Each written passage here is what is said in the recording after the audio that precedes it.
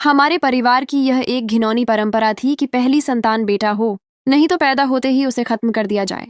मेरी शादी एक बड़े और ऊपरी तौर पर खुले विचारों वाले परिवार में हुई, लेकिन अंदर से वे भी उतने ही रूढ़िवादी थे।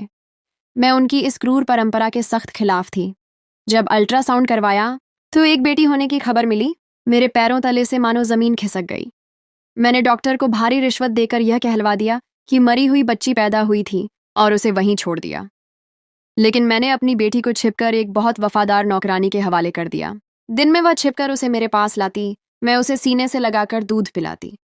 दिन, हफ्ते, महीने और साल बीतते गए और मेरी बेटी जवान हो गई। लेकिन उस दिन मेरे होश उड़ गए जब मेरे देवर ने मेरी ही बेटी यानी अपनी भतीजी को पसंद कर लिया और उससे शादी का फैसला किया। अब मैं उसे कैसे बताऊं कि जिस लड़की को वह अपनी पत्नी बनाने जा रहा है वह कोई और नहीं बल्कि उसकी अपनी सगी। मेरा नाम राधिका है। मैं एक ऐसे पिछड़े गांव में रहती थी जहां आज भी पुरानी सोच का बोलबाला था। सदियों से यह प्रथा चली आ रही थी कि पहली संतान बेटा ही होनी चाहिए। अगर बेटी पैदा होती तो उस नन्ही सी जान को गंगा में बहा दिया जाता, और ऐसा करते हुए किसी का दिल भी नहीं कांपता था। मैं भी उसी गांव के एक छोटे से घर में पैदा हुई, लेकिन मैं भाग्यशाली थी कि मेरी पैदाइश 2 बेटों के बाद हुई थी। मैं तीसरी और आखिरी संतान थी और मेरे माता पिता की पहली 2 संतानें बेटे थीं। इसलिए मुझे जीवन का अवसर मिला। जिन घरों में बेटियां किस्मत से बच जाती थीं, उनके साथ बहुत बुरा सलूक किया जाता था। सब लोग संतान के रूप में सिर्फ बेटा चाहते थे जो उनकी पीढ़ी को आगे बढ़ा सके, और बेटी को दुनिया की तरह पैर की जूती से ज्यादा अहमियत नहीं दी जाती थी। गांव के दूसरे पिताओं की तरह मेरे पापा भी मेरे मामले में वैसे ही थे। मुझे कभी पापा का प्यार नहीं मिला, न ही भाइयों का। मेरे भाई भी बिल्कुल पापा की तरह सख्त और औरत को कमतर समझने वाले बन गए थे। मेरी देखभाल करने वाली सिर्फ एक हस्ती थी, मेरी माँ। पापा उनका भी लिहाज नहीं करते थे, लेकिन वह अक्सर मुझे खुद मार खाकर पापा की मार से बचा लिया करती थीं। वीडियो पर आगे बढ़ने से पहले, यदि आपने हमारे चैनल को सब्सक्राइब नहीं किया है तो कृपया सब्सक्राइब करें और उसके बगल में घंटी को चालू करें। जब मैं थोड़ी बड़ी हुई तो मुझे पापा और भाइयों जैसे सभी मर्दों से डर लगने लगा था। पापा बात बात पर झगड़ा करते थे और मैंने अपना बचपन यही देखते हुए गुजारा कि पापा हर किसी का गुस्सा मेरी माँ पर निकालते हैं। फिर जब भाई थोड़े बड़े हुए तो पापा की देखा देखी वह भी अपना गुस्सा मुझ पर निकालने लगे और धीरे धीरे माँ से भी बदतमीजी करने लगे। दोनों पापा के लाडले थे। पापा खुद उन्हें स्कूल छोड़ने जाते और खुद ही वापस भी लाते थे। हर रोज पापा गांव की मशहूर दुकान से मीठे पकवान और खास मिठाइयाँ लाते थे जो वह और मेरे भाई बैठकर खाते थे। हम दोनों माँ बेटी को कभी गिनती में नहीं गिना जाता था। मैं माँ से फरमाइश करती कि जो खाना भाई खाते हैं मुझे भी वैसा ही खाना है। लेकिन मेरी किस्मत में वह अच्छा खाना नहीं था, क्योंकि मैं एक लड़की थी और गांव की परंपराओं के अनुसार मेरा किसी भी अच्छी चीज पर कोई हक नहीं था। हमारे गांव में एक ही स्कूल था जो गांव के ठाकुरों की मिल्कियत था। इसमें शहर से अध्यापिका जी पढ़ाने आती थीं। वह स्कूल सिर्फ लड़कों के लिए था और गांव के सब पापा अपने बेटों का भविष्य ठाकुरों के बेटों की तरह रोशन बनाने के लिए उन्हें स्कूल भेजते और खुद दिन भर तपती धूप में मेहनत करके फीस भरते थे। हमें नहीं पता था कि वह स्कूल सरकारी था या नहीं, क्योंकि ठाकुर कहते थे कि यह स्कूल उनका है और उनकी हर चीज की गांव वालों को पूरी कीमत चुकानी पड़ती थी। खुद ठाकुर का सबसे बड़ा बेटा विशाल ठाकुर उसी स्कूल से शानदार नंबरों से 10वीं पास करने के बाद अमेरिका पढ़ने चला गया था। उसके जाते ही सब बाप भी ये सपना देखने लगे थे कि उनके बेटे भी ऐसे ही अमेरिका जाएंगे और जब वापस आएंगे तो अपने बाप को ठाकुर के बराबर ला खड़ा करेंगे। संक्षेप में, सब बाप लोग अपने बुढ़ापे का सहारा बेटों में ढूंढ रहे थे। भाइयों की देखा देखी मेरा भी दिल चाहा कि मैं भी स्कूल जाऊं। कंधे पर बस्ता लटकाकर कॉपियों और किताबों में खोई मैं भी स्कूल की 4 दीवारी में दाखिल होना चाहती थी, लेकिन मेरे लिए यह संभव नहीं था। मैं कभी घर से बाहर नहीं निकली थी। हमारे घर की दीवारें बहुत ऊंची थीं और जितना आसमान मैंने देखा था वह घर की 4 दीवारी से ही देखा था। पहली बार जब मैं बाहर सड़क पर खेलने निकली थी तो पापा ने बेदर्दी से मुझे मारते हुए घर वापस लाया और माँ की गोद में फेंकते हुए कहा कि आइंदा से घर के बाहर नजर नहीं आनी चाहिए, वरना भगवान की कसम टुकड़े टुकड़े करके गंगा में बहा दूंगा। हमारे गांव के वहशी मर्द जो कहते थे वह कर गुजरते थे। माँ डर गईं और उसी डर से उन्होंने फिर कभी मुझे दरवाजे पर भी खड़ा नहीं होने दिया। मैंने बचपन से लड़कपन में कदम रखा, लेकिन मैंने कभी घर से बाहर कदम नहीं रखा था। मेरा जवान होता दिल हर वक्त बाहर की दुनिया देखने को बेचैन रहता था, लेकिन बाहर की दुनिया मुझ पर हराम थी। मेरा सारा बचपन और लड़कपन घर के अंदर ही गुजर गया और अब मैं जवानी की दहलीज पर पहुंच चुकी थी। पापा ने माँ से कह दिया कि जो पहला रिश्ता आए उसी से इसकी शादी कर दो, वरना इसकी उम्र निकल जाएगी। माँ पापा की बातों पर हाँ में सर हिलाने के अलावा कर भी क्या सकती थी। मैं जब 17वें साल में लगी तो मेरे चाचा अपने निकम्मे बेटे का रिश्ता मेरे लिए ले आए। मेरे पापा की तरह चाचा को भी लगता था कि उनकी इकलौती औलाद उनका बुढ़ापे का सहारा बनेगी, और इसी मकसद के लिए उन्होंने अपने बेटे को ठाकुरों के स्कूल में दाखिला करवा दिया था और महीने की महीने फीस के नाम पर भारी रकम स्कूल में देते थे। लेकिन बेटे को जैसे कोई फिक्र ही नहीं थी।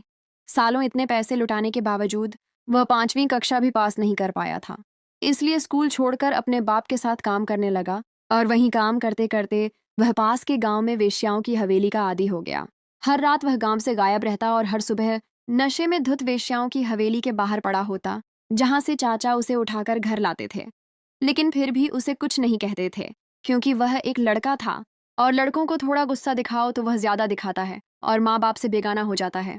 चाचा अपने बुढ़ापे के सहारे को खुद से बदजन नहीं करना चाहते थे, और उसकी जवानी को संभालने के लिए उन्हें अपने आवारा बेटे के लिए एक बीवी चाहिए थी, जो मेरी सूरत में उन्हें मिल रही थी। मेरे पापा भी जल्द से जल्द मुझ जैसे बोझ को अपने सर से उतार फेंकना चाहते थे। जैसे ही चाचा ने रिश्ते की बात चलाई, पापा ने एक बार सोचना तक गंवारा नहीं किया और फौरन हाँ कर दी। बावजूद इसके कि पापा जानते थे कि चाचा का बेटा वेश्याओं के चक्कर में पड़ा हुआ है और बहुत ज्यादा नशेड़ी और आवारा है। पापा को इस सब से कोई मतलब नहीं था। उन्हें सिर्फ मेरी शादी से मतलब था। इसलिए उन्होंने अगले महीने की कोई तारीख मेरी शादी के लिए तय कर दी। मैंने माँ से कहा कि वह पापा को समझाएं, लेकिन माँ भी मेरी तरह बेबस थी। वह भी किस्मत की मारी औरत थी, मेरे लिए क्या कर लेती। सो हम दोनों चुप हो गईं।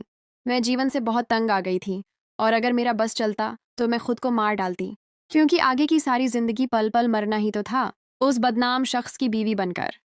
इन्हीं दिनों मेरे दोनों भाइयों का 10वीं का नतीजा भी आने वाला था, जिसमें 4 साल से वह फेल पर फेल हो रहे थे। लेकिन पापा ने फैसला कर लिया था कि कुछ भी हो जाए, वह मेरे भाइयों को 10वीं जरूर करवाएंगे, और इसके लिए पापा ने पैसा पानी की तरह बहा दिया था। फिर नौबत यह आ गई कि घर का राशन खत्म हुए भी हफ्तों हो गए, लेकिन पापा को कोई फिक्र नहीं थी।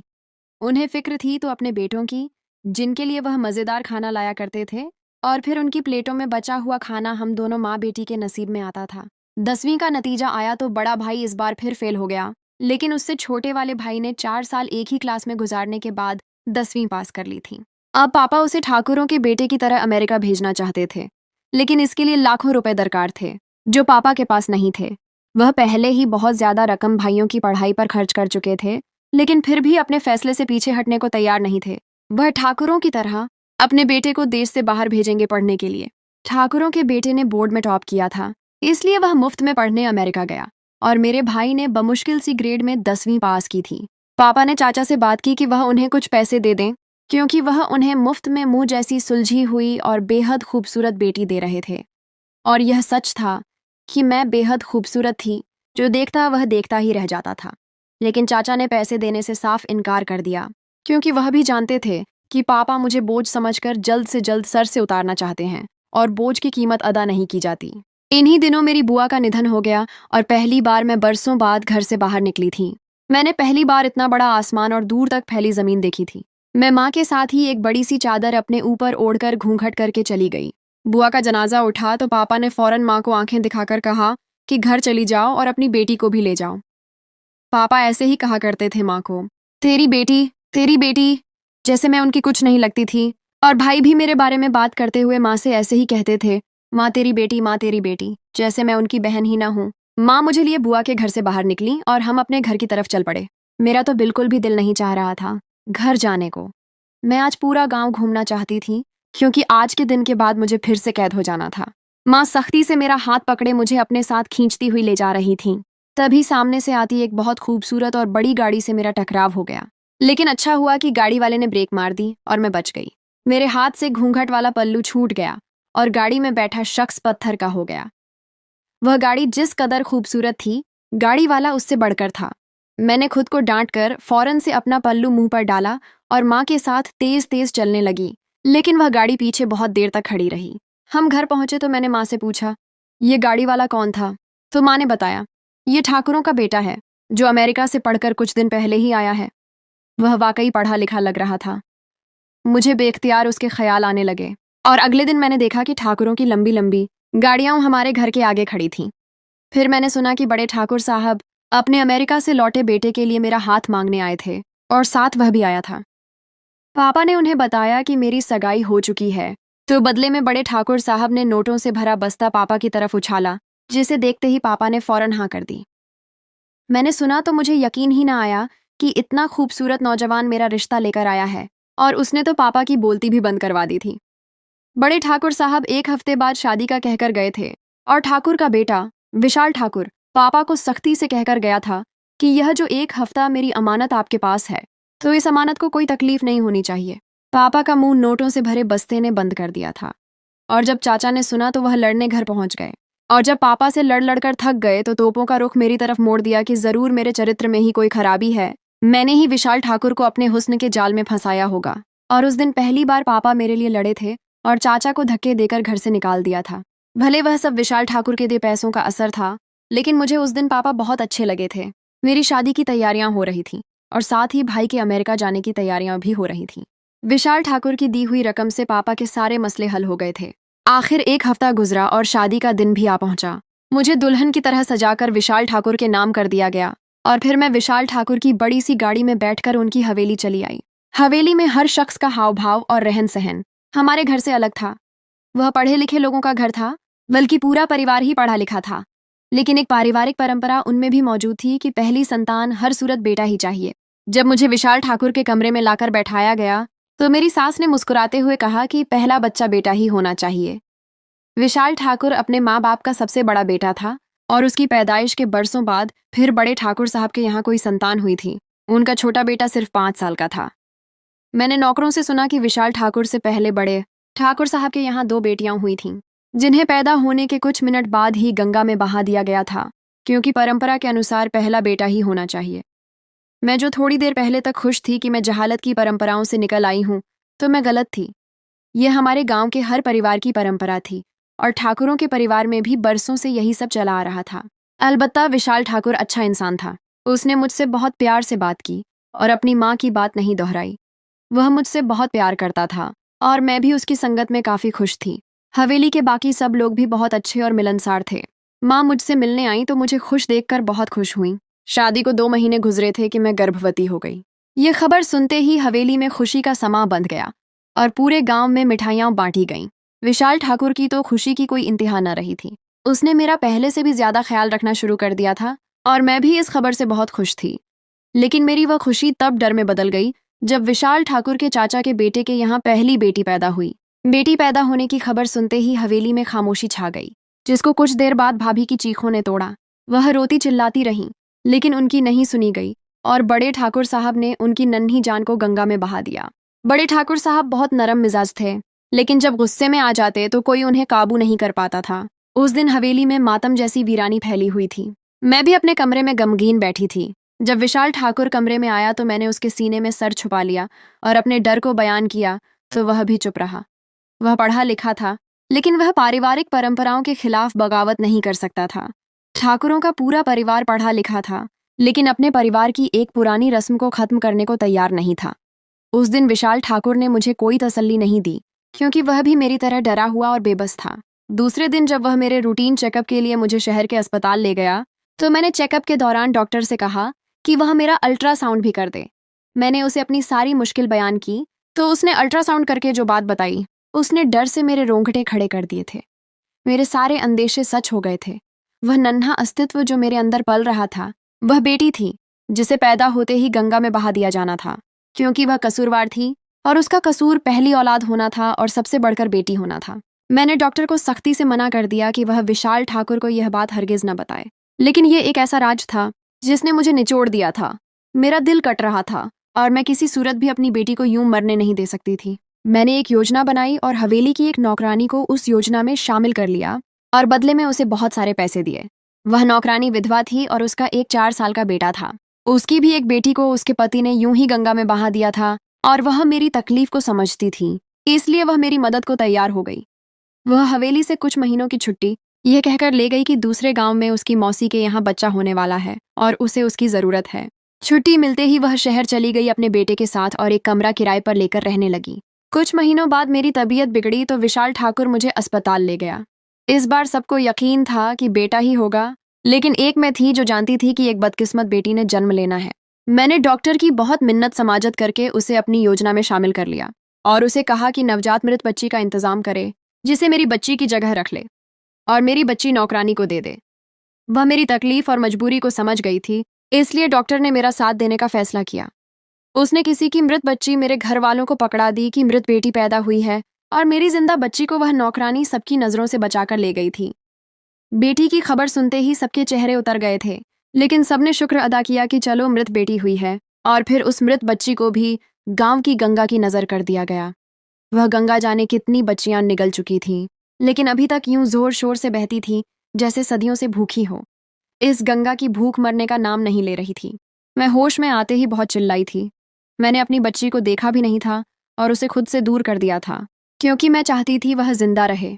विशाल मुझे वापस हवेली ले आया और कुछ दिन बाद ही वह नौकरानी भी वापस आ गई और साथ मेरी बच्ची को भी लाई। उसने सबसे कह दिया था कि उसकी मौसी जुड़वां बेटे और बेटी पैदा करते ही मर गई थी और उसके ससुराल वालों ने बेटा रख लिया और बेटी को उसके हवाले कर दिया था, जिसे वह अपनी बेटी बनाकर ले आई थी। जैसे मैंने कहा था उसने वैसे ही किया और फिर मेरी बेटी जिंदा बच गई। नौकरानी दिन को सबकी नज़र से बचाकर उसे मेरे कमरे में लाती, जहां मैं उसे दूध पिलाती और बहुत सारा प्यार करती थी। मेरी बेटी बिल्कुल मेरे जैसी थी।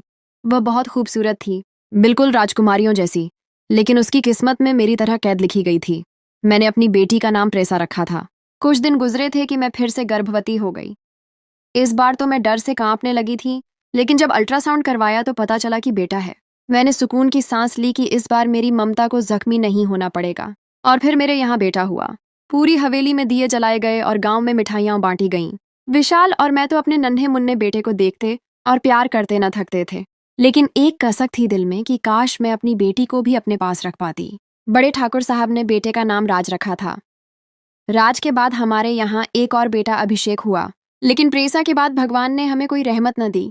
वक्त का काम होता है गुजरना, सो वक्त बड़ी तेजी से गुजरता गया। हम जवान से बूढ़े और बच्चे जवान हो गए, लेकिन परिवारों की वह पुरानी परंपराएं आज भी खत्म नहीं हुई थीं।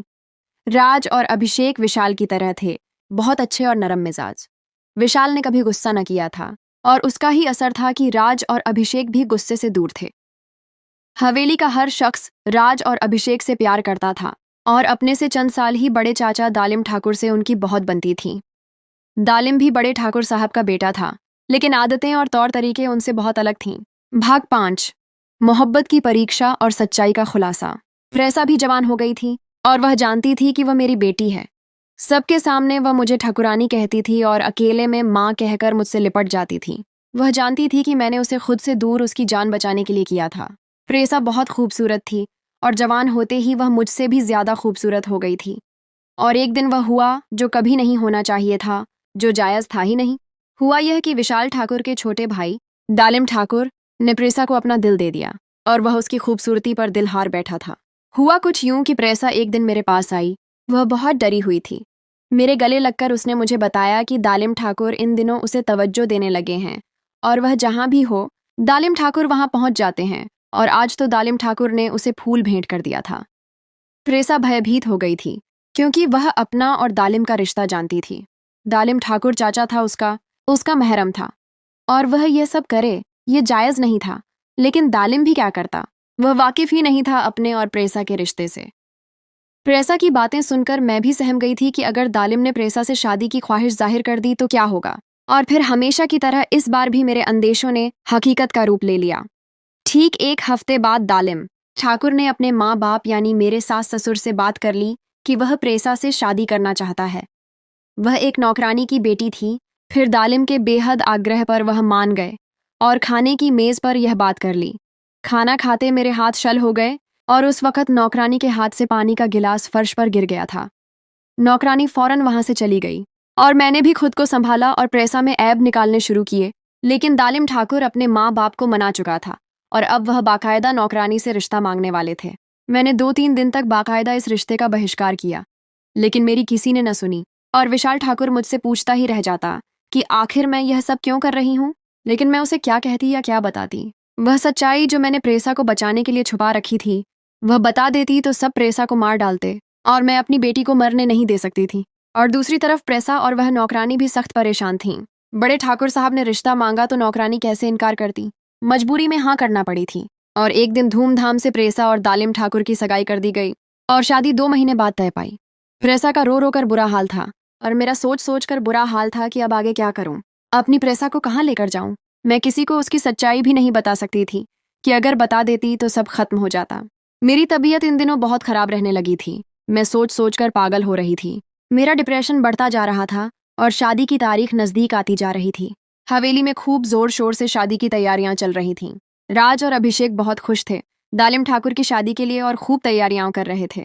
मुझे भी मेरी सास तैयारियों में हिस्सा लेने का कहती, लेकिन यह सब देखकर मुझे चक्कर से आने लगते थे और मैं वहीं बेहोश हो जाती थी। मजबूरी में सबने मुझे कहना छोड़ दिया था और मेरी वजह से विशाल ठाकुर भी उन दिनों काफी परेशान रहने लगे थे। वह 1-2 बार मुझे डॉक्टर के पास भी लेकर गए, लेकिन मेरी तबीयत संभलने की जगह बिगड़ती चली जा रही थी और अब तो मैं नींद में बड़बड़ाने भी लगी थी। एक तरफ शादी की तैयारियां चरम पर थीं और दूसरी तरफ मेरी सेहत खराब हो रही थी। मेरी खराब तबीयत में ही 2 महीने गुजर गए और शादी का दिन आ पहुंचा। प्रेसा मेरे गले लगकर रोती रहती थी कि माँ कुछ करके इतने बड़े पाप से बचा लो, लेकिन मुझे तो कोई रास्ता ही नजर नहीं आ रहा था। मेहंदी और दूसरे फंक्शन खत्म हुए तो शादी का दिन आ गया, लेकिन ठीक वक्त पर कुछ ऐसा हुआ कि खुशियों भरी हवेली में वीरानी छा गई और मेरा वीरान दिल एकदम से खुश हो गया था। शादी वाले दिन प्रेसा और वह नौकरानी जो प्रेसा को संभाल रही थी अपने बेटे और प्रेसा समेत हवेली से गायब थीं। दोनों को बहुत ढूंढा गया, लेकिन वह नहीं मिली और यूं दालिम ठाकुर की शादी होते होते रह गई। एक तरफ तो मैं खुश थी कि भगवान ने गुनाह से बचा लिया, लेकिन दूसरी तरफ मेरा दिल बहुत डरा हुआ था कि जाने मेरी बच्ची कहाँ चली गई। कुछ दिन तक तो हवेली का हर शख्स उनको ढूंढता रहा, फिर थककर सबने हार मान ली और तभी विशाल ठाकुर ने अपना फैसला सुनाया कि वह मुझे, राज और अभिषेक को लेकर हमेशा के लिए अमेरिका स्थानांतरित हो रहे हैं। मुझे उसका यह अचानक फैसला समझ न आया था और मैं जाना भी नहीं चाहती थी। मैं अपनी बेटी को ढूंढना चाहती थी, लेकिन मजबूरी में जाना पड़ा। हम सबसे विदा लेकर हवाई अड्डे आए और वहां से अमेरिका आ गए। विशाल ने बताया था कि जब वह अमेरिका में रहते थे तभी उन्होंने अपना घर ले रखा था जहां अब हम सब रहने वाले थे। हम हवाई अड्डे से सीधे घर आए और घर आकर जिसको मैंने देखा तो मेरे पैरों तले से जमीन निकल गई। मैं उसे यहाँ की उम्मीद नहीं कर रही थी। वह प्रेसा थी जो दौड़कर मेरे गले आ लगी थी और उसके साथ वह नौकरानी भी थी। मैंने विशाल की तरफ देखा तो यह सारा प्लान उसका था। वह जान चुके थे कि प्रेसा हमारी बेटी है और बिना किसी झगड़े के उसे वहां से निकालने का यही तरीका था। मेरी तरह अभिषेक भी प्रेसा को वहां देखकर हैरान था, जबकि राज और विशाल संतुष्ट थे क्योंकि यह सारा उनका ही किया धरा था। विशाल ने मेरी और प्रेसा की बातें सुन ली थीं और तब से ही उन्होंने कोशिश शुरू कर दी थी और शादी वाले दिन उन्हें उड़ान मिल गई, जिस पर उन्होंने प्रेसा को नौकरानी के साथ अमेरिका रवाना कर दिया और अब आते हुए वादा भी किया कि वह अपनी बेटी तो क्या, अब गांव के किसी शख्स को भी अपनी बेटी को यूं मार देने या जीते जी मार देने की इजाजत नहीं देंगे। मुझे विशाल पर बहुत प्यार आया था जो मेरा जीवन साथी था और उसका साथ मेरे लिए गर्व की बात थी। प्रेसा को यूं अपने सामने देखकर मैं भावनाओं से भर गई थी। वह मेरी बेटी थी जिसे मैंने अपनी आंखों के सामने पालता हुआ नहीं देखा था, जिसे एक गैर ने मेरी ही तरह अपनी गोद में लिया था और उसे माँ का प्यार दिया था। आज मैं उसे अपनी आंखों से देख रही थी और यकीन नहीं कर पा रही थी। मैंने उसकी माथे को चूमा और अपने गले लगा लिया। उसका अस्तित्व इतना हल्का था कि मुझे लगा कि शायद यह एक सपना है जो टूट जाएगा, लेकिन वह हकीकत थी। मेरी प्रेसा मेरे सामने थी। विशाल ने मुझसे कहा, राधिका, मैंने यह सब तुम्हारे और तुम्हारी बेटी की खातिर किया है। मैंने उसकी तरफ देखा और मेरी आंखों से आंसू बहने लगे। उसने मेरे आंसू पोंछे और कहा, मैं जानता हूं कि तुमने क्या कुर्बानी दी है और तुमने जो किया है वह एक बहादुर माँ ही कर सकती है। मुझे उस वक्त अपनी माँ की याद आई कि जैसे उन्होंने मुझे बचाने के लिए अपनी मार सही थी, आज मैंने भी अपनी बेटी को बचाने के लिए इतनी बड़ी कुर्बानी दी। मैंने विशाल का हाथ अपने हाथ में लिया और कहा, विशाल, तुमने जो किया है वह भी किसी बहादुरी से कम नहीं है। तुमने एक ऐसी परंपरा के खिलाफ बगावत की है जो हमारे परिवारों में सदियों से चली आ रही है। मैं जानता हूं कि हमारे परिवार की यह परंपरा गलत थी, लेकिन मैंने हमेशा इसकी पैरवी की क्योंकि मेरे पिता ने मुझे यह सिखाया था, विशाल ने कहा। मैंने कभी नहीं सोचा था कि यह मुझ पर भी ऐसे असर डालेगी। मैंने खुद भी अपनी आंखों से देखा है कि किस तरह बहनों को नजरअंदाज किया जाता था और उन्हें उनके भाइयों से कम अहमियत दी जाती थी, और हमारी बेटी के साथ भी ऐसा ही होता। मैंने कहा, नहीं, ऐसा नहीं होगा। विशाल ने कहा, अब यह हमारा घर है, हमारा परिवार। यहाँ कोई भी परंपरा हमें अलग नहीं कर पाएगी और न ही हमसे हमारी खुशियां छीन पाएगी। हमने एक दूसरे की तरफ देखा और मुस्कुरा दिए। अब हमारी जिंदगी में एक नया अध्याय शुरू हो चुका था। अब कोई डर नहीं था, कोई खौफ नहीं था। हम सब एक साथ थे और यह हमारे लिए काफ़ी था। जब हम अमेरिका आए तो हमने पीछे बहुत कुछ छोड़ दिया था। दालिम ठाकुर को यह मालूम हुआ कि हम कहाँ गए हैं, तो वह भी अमेरिका आ गया। लेकिन इस बार उसका मकसद प्रेसा को ढूंढना नहीं था, बल्कि वह सिर्फ अपनी गलतियों को सुधारना चाहता था।